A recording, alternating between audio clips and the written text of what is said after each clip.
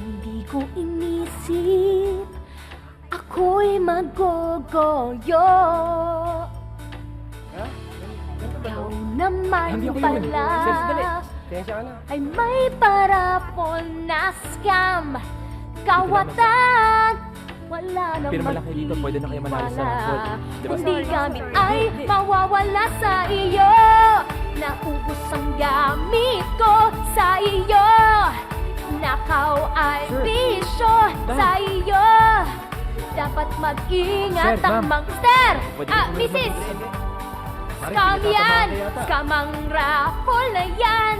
Scam Madali na yan! Baka scam Go, yan. go, Scam yo, yata yan. tayo yan! Ay, Hindi nako! naman. Ayoko Ay, nako! talaga. Yun na lang. Dapat iwasan ng taong yan.